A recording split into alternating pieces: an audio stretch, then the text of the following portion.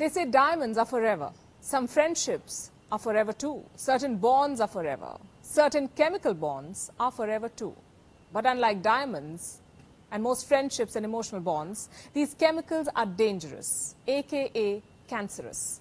They can also reduce our responses to vaccines, deter our growth, increase the level of cholesterol in our bodies, and put us at the risk of heart diseases. In short, these chemicals shorten our lifespan.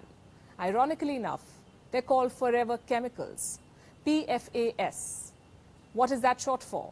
This. Where are they found? Well, this is where the story gets very interesting. These chemicals are literally found everywhere, and they have been placed there by us humans.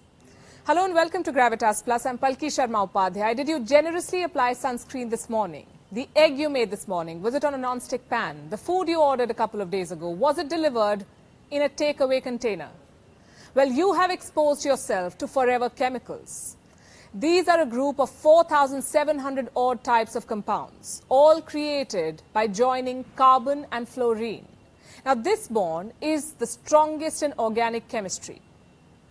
What I mean is, chemicals made by joining carbon and fluorine cannot be broken down by heat, sunlight or water. Most other chemicals can, but forever chemicals cannot. These chemicals neither degrade in the environment nor in our bodies. They remain for years, for decades, hence the name. Forever chemicals have been used in products since the 1940s.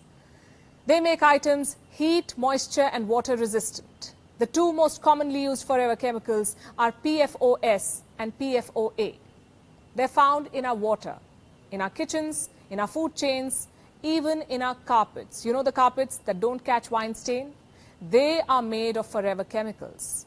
Microwave popcorn bags, forever chemicals again. Non-stick pots, food packaging, pizza boxes, water-resistant makeup, shampoo, dental floss, paints, varnishes, rainproof coats, all of them have forever chemicals. Basically, anything that promises to be water-resistant or moisture-resistant is bound to have PFAS. Even our primers have them, our furniture too. Now, let's look at what these chemicals can do to our bodies. Studies have shown that exposure to forever chemicals can interfere with our hormones. They can increase the risk of cancer, affect our immune system, our reproductive system. Forever chemicals can also increase birth defects, deter a person's chance of getting pregnant, affect an infant's growth, learning and behavior. Let me tell you a story from West Virginia. There was a Teflon making plant in a place called Parkersburg. Now, Teflon is the chemical that is used to make our pans non-stick. So this plant ended up contaminating the water in Parkersburg. People were exposed to high levels of forever chemicals. Farmers lost hundreds of cattle. Researchers studied 70,000 adults living in the area. They found a possible link between high PFOA blood levels and high cholesterol. Also links between forever chemicals and ulcerative colitis, thyroid functioning, testicular cancer, kidney cancer, preeclampsia, and elevated blood pressure during pregnancy. A report released by the Center for Disease Control showed a link between PFAS and birth defects, even liver damage. Does this mean even a little exposure to forever chemicals can lead to problems of this kind? Honestly, scientists do not know. I'll give you an example. The US Environmental Protection Agency once said that forever chemicals in drinking water should not exceed 70 ppt, 70 parts per trillion. This was before what happened in Parkersburg came to light. Soon, a study by the Centers for Disease Control revealed that EPA had overestimated the amount of forever chemicals we can consume. The European Commission has proposed a limit of 100 ppt for drinking water. Environmental Working Organization says forever chemicals should not exceed 1 ppt in drinking water. Who will check this limit? Forever chemicals, you see, are mobile. They flow in water. They pollute rivers, groundwater, even our drinking water. We are continuously exposed to PFAS every day. Over time, the levels of forever chemicals build up in your body. What happens next? Research is underway to try and answer that question. One scientist, though, said, we know enough that we should be very concerned.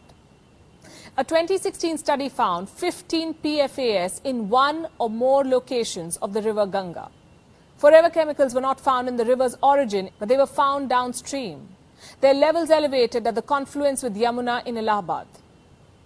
Almost all fish sampled from the river Ganga had forever chemicals. These deadly chemicals have also been found in the Ruhr and Mona rivers of Germany. This was back in 2006. The situation has been bad for quite some time now. Europe and the United States started talking about forever chemicals in the early 2000s.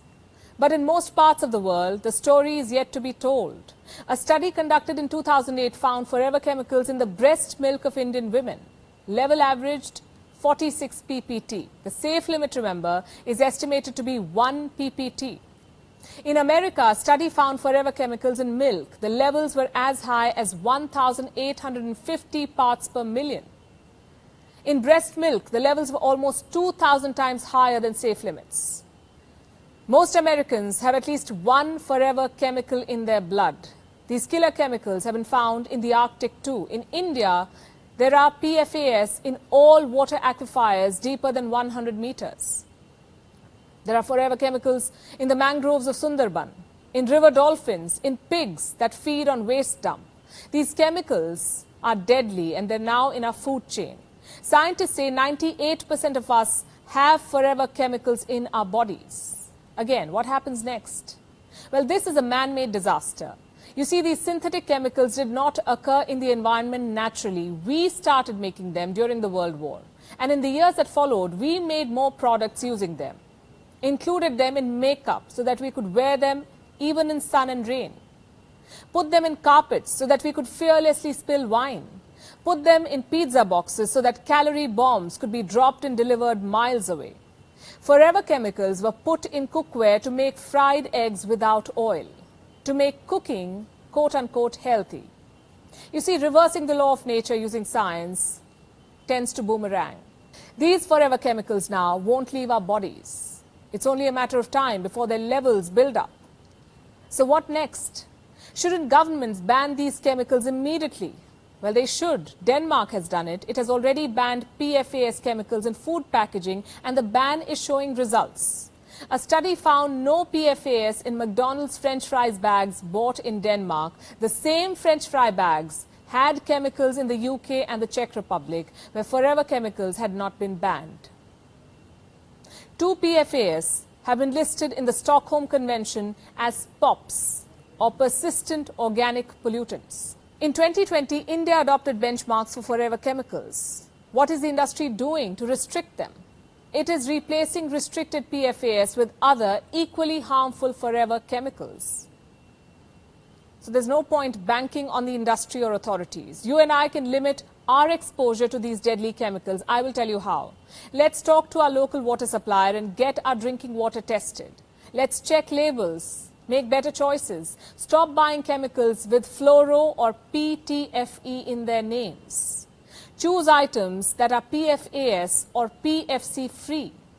If you wear makeup, replace the water-resistant products.